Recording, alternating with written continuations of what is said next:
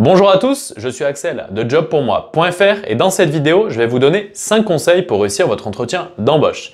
L'entretien d'embauche, c'est vraiment une étape essentielle et clé dans la recherche d'emploi, parce que c'est vraiment l'étape finale pour départager les candidats pour un poste à pourvoir. Et finalement, peu de candidats mesurent l'enjeu de l'entretien d'embauche. Ils pensent que comme ils ont décroché un entretien, le poste est pour eux, alors que finalement, c'est principalement sur cette étape que les candidats vont perdre pied. Donc dans cette vidéo, je vais vraiment vous aider à appréhender au mieux votre entretien. Alors si vous souhaitez recevoir d'autres conseils pour votre recherche d'emploi, notamment des conseils pour rédiger votre CV, des astuces pour décrocher plus d'entretiens, ainsi qu'une liste de compétences à mentionner dans votre CV, il y a un lien dans la description, vous n'avez qu'à cliquer, saisir votre email et vous recevrez tout ce contenu gratuitement par email. Et pour ceux qui le souhaitent, il y a des formations complètes pour trouver un emploi. Premier conseil, au niveau de la tenue vestimentaire ainsi que le trajet, ce sont des choses qui se préparent à l'avance. Préparez votre tenue et préparez le parcours à la veille pour savoir exactement combien de temps vous allez mettre pour vous rendre à votre entretien, où vous allez vous garer. Comme ça évitera la panique le jour J et notamment d'arriver en retard à votre entretien. Au niveau de la tenue, idem, votre tenue doit être préparée la veille. Ce n'est pas le jour même qu'il faut vous rendre compte que vous n'avez pas de chemise ou vous n'avez rien à vous mettre pour votre entretien.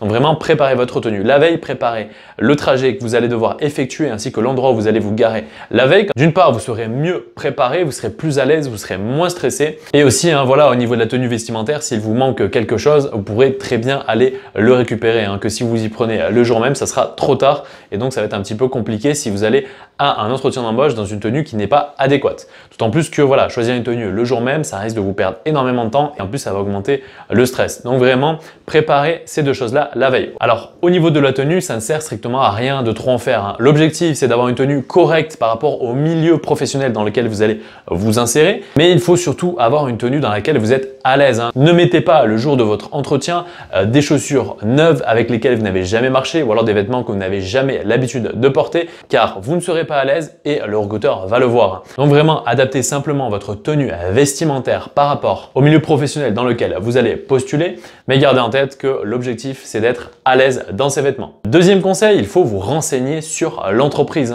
La majorité des entreprises ont un site internet, donc n'hésitez pas à aller faire une petite recherche pour vraiment avoir quelques données clés sur l'entreprise. Le secteur d'activité, le nombre de clients, voilà, le chiffre d'affaires, etc. Quelques données vraiment clés sur l'entreprise pour faire voir que vous vous intéressez à l'entreprise. Vous n'arrivez pas les mains dans les poches finalement juste pour décrocher le poste, mais vous ne savez strictement rien sur l'entreprise. Faites au moins cet effort de recherche préalable juste sur les données clés de l'entreprise, car dans la majorité des cas, le recruteur peut vous poser la question, voilà, dites-moi ce que vous savez sur l'entreprise. Et là, si vous savez strictement rien, le recruteur va le voir et va se dire, ok, lui, il est totalement désintéressé par le poste, il vient un petit peu comme ça, on ne sait pas pourquoi. Non, vraiment, faites au moins cet effort de recherche minimal pour montrer que vous avez fait la démarche de vous intéresser à l'entreprise. Aussi, il faut bien garder en tête le détail de l'offre d'emploi. Le recruteur peut très bien vous demander, voilà, est-ce que vous savez ce qu'on attend de vous pour le poste? Et là, idem, l'objectif, c'est de répondre à la question du tac au tac en montrant que vous êtes réellement intéressé par l'offre. D'ailleurs, je recommande fortement de garder quelques questions en tête pour la fin de l'entretien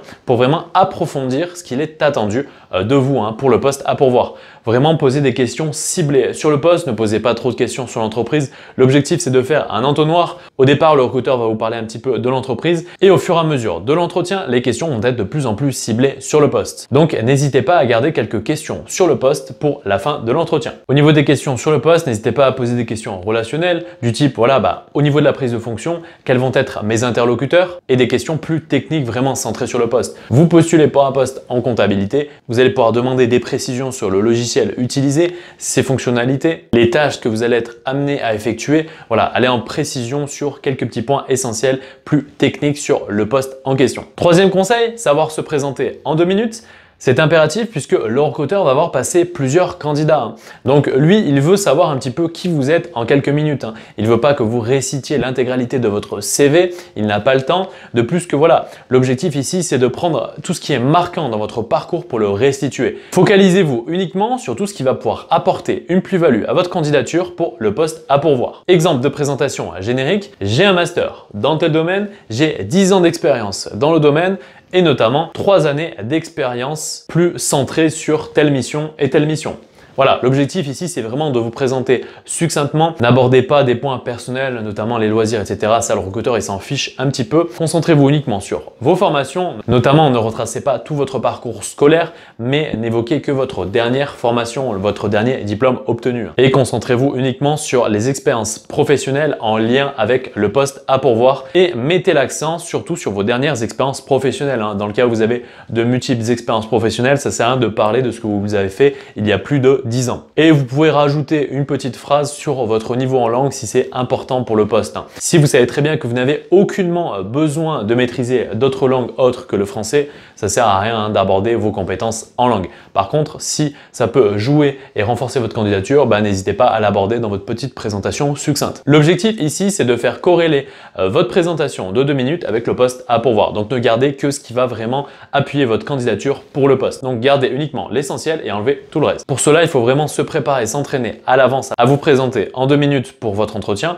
Vous allez vous attarder sur des points qui ne sont pas essentiels et finalement, le recruteur va un petit peu oublier tout ce que vous avez dit. Il va retenir uniquement le fait que vous ne savez pas faire une présentation synthétique de vous-même, de plus que voilà, votre présentation ne va pas jouer en votre faveur, puisque généralement, vous n'allez pas appuyer sur les bons leviers de votre CV. Quatrième conseil, donnez du concret. Appuyez vraiment votre candidature avec des exemples, des chiffres. Il faut sortir du cadre des banalités et du générique, puisque le recruteur, si vous lui dites simplement « je suis très organisé, je suis rigoureux », bien évidemment qu'aucun candidat ne va dire qu'il est désorganisé, qu'il n'est impoli, forcément. Donc là, ce sont des généralités, le recruteur ne va en aucun cas les retenir. L'objectif, c'est d'amener du concret, du percutant que le recruteur va retenir. C'est ça vraiment qui va marquer votre candidature. Il faut bien évidemment cibler des choses concrètes en corrélation avec le poste à pourvoir. Exemple pour un commercial, lors de mon dernier poste au sein de l'entreprise Y, j'ai multiplié par 2 le chiffre d'affaires et j'ai augmenté de 10 le nombre de clients de mon portefeuille. Donc voilà, vous voyez que c'est pertinent, ça appuie vos compétences avec du concret, donc ça ancre vraiment vos compétences dans le réel aux yeux du recruteur. Bien évidemment, c'est applicable pour n'importe quel domaine. N'hésitez pas à montrer que vous avez bien compris les enjeux du poste, à réitérer votre motivation, mais aussi à vous renseigner sur